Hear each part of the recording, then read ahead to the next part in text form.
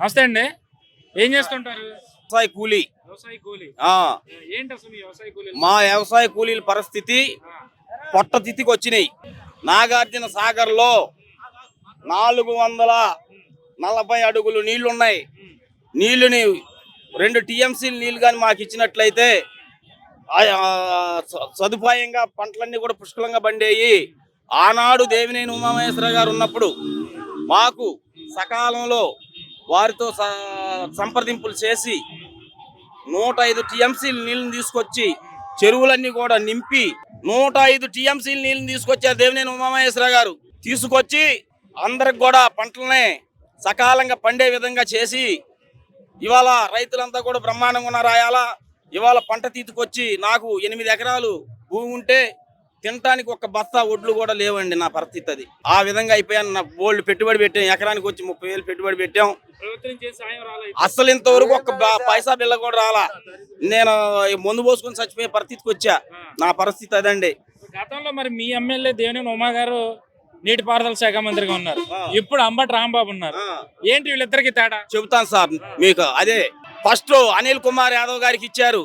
వారు ఇసుకనే Annamayya dam project కింద ఇసుకని ఎత్తుకోవడం కోసం ప్రాజెక్టు నిండిపోయినా కానీ అధికారులు చెబుతున్నా పట్టించుకోకుండా ఇక్కడ 150 లోడ్లు ఇసుకుందని చెప్పి ఇంకొక గంటన్నర అయితే నేను పక్కకు తరలిస్తాను, అప్పుడే నేను ఎత్తుదురు కానీ లాకులు అని చెప్పి అధికారులకు చెప్పుకుంటూ ఆ ఇసుక దందా కోసం వారు ఎత్తుకోకుండా అన్నమయ్య డ్యామ్ని పాడు చేశారు.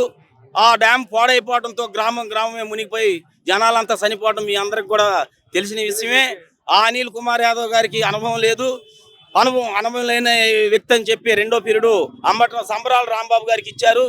సంబరాల రాంబాబు గారికి ఇస్తే ఈయన పోలవరం మట్టిని దోసుకోవటం తప్ప నీళ్ళు అనేది ఈ పట్టిసీమ ఎత్తిపోతల పథకం కింద మా దేవినేని ఉమామహేశ్వర గారు తీసుకొచ్చినటువంటి నీళ్ళని ఆ పంపులు స్టార్ట్ చేసినట్టయితే కృష్ణా డెల్టా గుంటూరు డెల్టా కూడా 15 లక్షల ఎకరాలు కృష్ణా డెల్టా ఖరీఫ్ సీజన్కి నీళ్లు దేవినేని ఉమామహేశ్వర గారి టైంలో పట్టిసీమ నీళ్లు ఒండ్రు నీళ్లు ఇచ్చి ఖరీఫ్ సీజన్కి 6,500 కోట్లు ఆదాయాన్ని తీసుకొచ్చారు. 15 లక్షల ఎకరాలకు ఇచ్చి అలాగే గుంటూరు డెల్టా కూడా చాలా పుష్కలంగా పండింది. ఇప్పుడు ఇవాళ చూస్తే ఈ సంబరాల రాంబాబు గారికి ఆ పంపులను స్టార్ట్ చేయడం ఇష్టం లేక ఆ పంపులు కూడా తుప్పు పట్టిపోయి చాలా ఇబ్బందికరం అయ్యింది. దేవినేని ఉమామహేశ్వర గారు ఈ పులిచింతల ఎత్తిపోతల పథకాన్ని ప్రారంభించారు.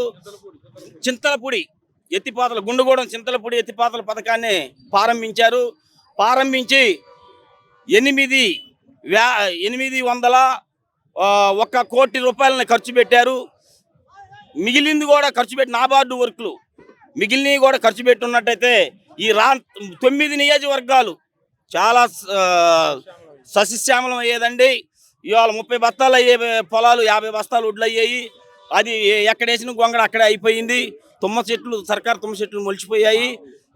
ఇన్ని సమస్యలు కనిపిస్తా ఉన్నాయి రైతాంగం పరంగా. అంత చేసా ఇంత చేసే సంక్షేమ పథకాలు ఇచ్చాయని చెప్పి గొప్పలు చెప్పుకుంటా వై నాట్ 175 170 స్థానాలు మేమే గెలుస్తా ఉన్నామని చెప్పి ఎమ్మెల్యేలు మార్చుకుంటున్న పరిస్థితి కనిపిస్తా ఉంది. మరి ఏంటి ఈసారి ఎవరికి ఎక్కువ అవకాశం ఉంది? ఆయన చెప్పినట్టు ఆయనకు 170 స్థానాలు వచ్చే అవకాశం ఉందంటారు. సార్ వాళ్ళు చెప్పుకోవడానికి నేను బ్యాట్ పట్టాను, నాకు 175 స్థానాలు వస్తాయని అంటున్నారు. కానీ వాళ్ళు నాకు తెలిసి అయితే డక్అవుట్ అవుతారని డౌట్ వచ్చేసింది ఆయనకి. డక్అవుట్ అవుతాడు. జనసేన తెలుగుదేశం పొత్తులో కంపల్సరీగా ప్రభుత్వాన్ని ఏర్పాటు చేస్తారని మేము ఆశ వ్యక్తం చేస్తూ ఈ అవకాశం ఇచ్చినటువంటి మీ మీడియా మిత్రులందరికీ కూడా ధన్యవాదాలు తెలియపరుస్తూ సెలవు తీసుకుంటున్నాం.